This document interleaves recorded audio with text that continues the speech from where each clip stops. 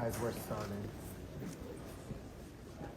Good morning, Jonathan Lau, Kerrville Police Department. I appreciate y'all's kindness and letting me run a little long yesterday morning. Well, actually, I shared some of the stories and the heroic actions the news of my conference has fellow started. City of Kerrville police officers during their response. I know those are things that our community has seen, and we felt it was important to share that with the public. This morning's briefing will be a little bit more to the point. The response here in Kerr County continues to expand as the mission becomes more technical. There's more than 2,100 responders on the ground here from state, local, and federal agencies working to reunite victims and families. 10 states have sent specially trained teams to our community, and 2 more states are en route.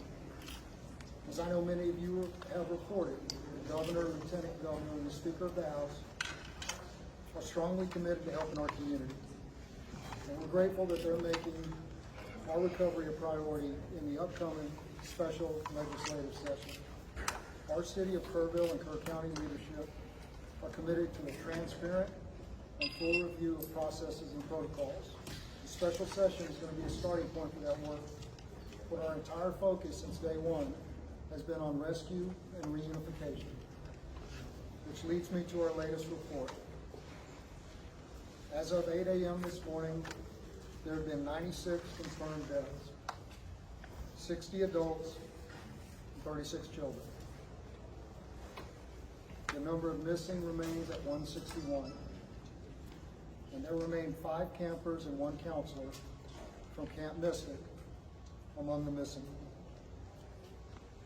If family members had reported a loved one missing and they've returned safely, we ask that you notify us through kerrvillemissing@dps.texas.gov or call 830-258-1111. Again, that's kerrvillemissing@dps.texas.gov or call 830-258-1111. Additionally, the state of Texas, FEMA, the Small Business Administration have opened a disaster recovery center here in Kerrville for those who have been affected by the storms. It's currently open at the First Baptist Church here in Kerrville at 625 Washington Street. It will be open from 8 a.m. to 7 p.m. every day. The Individual Assistance Program can provide financial support for things like medical and dental assistance, vehicle damage, housing, child care, and replacing essential items. Even for non-residents who were impacted by the floods. You can visit disasterassistance.gov, use the FEMA app, or call 1-800-621-3362. And again, that's disasterassistance.gov, use the FEMA app, or call 1-800-621-3362. And in closing, I'd like to say one more time, on behalf of our Unified Command here in Kerr County, how appreciative we are for the help since this tragedy took place. People from all over Texas, all over the country, continue to show their support in so many ways, and we are thankful. And with that, I'll take a few questions. Yes, sir. Chief. Morgan Chesky, NBC News. Did the inability of police radios to communicate directly with county radios hamper rescue or recovery efforts, as is Waterfront? I don't have any information to that point.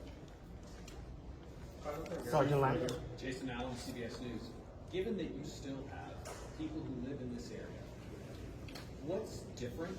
What changes have been made to ensure you get heavy rain again a week from now, a month from now, you don't wind up in the same situation? I think that's an important question, and as we are aware, we've been very weather alert throughout the entirety of this, and that's something that we're going to be looking at. Thank you. Sergeant Lang, can I get a question?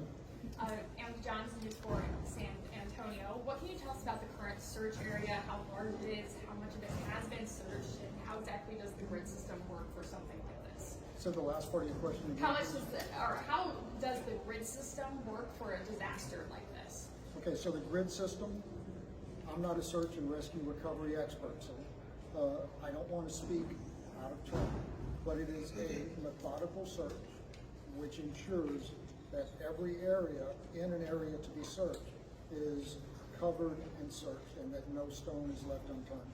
Unfortunately, I don't have a exact number of how many miles of river that we've searched, or how many people who have been out there. I just don't have that information for you, but I'm happy to follow up. Sir? Last question. This will be last question. Yes, are there messages that we as a collective media are not getting out there? For example, are you hindering some searches? What can we tell people who want to come up with big equipment to help search or remove debris? Hasn't that been a problem? I don't want to say it's been a problem, because we're so grateful for the amount of people who want to come to this community to help. And we've had people from all over the state and all over the country volunteer their services and say, I have a front end loader, I have a boat, I have this. Groups and individuals. But it's important that we have certified professional search teams out there right now. We have compiled a database of volunteers who have made themselves available. And if and when that time comes that we are able to call upon them, we will be calling upon them. In the short term, I believe that all of our basic needs are being met, both through the federal and state response and the support that we've been getting, as well as this community rising up in a really unprecedented way to show their support for all of us here. Thank you very much, Chief. That's the end of the presentation.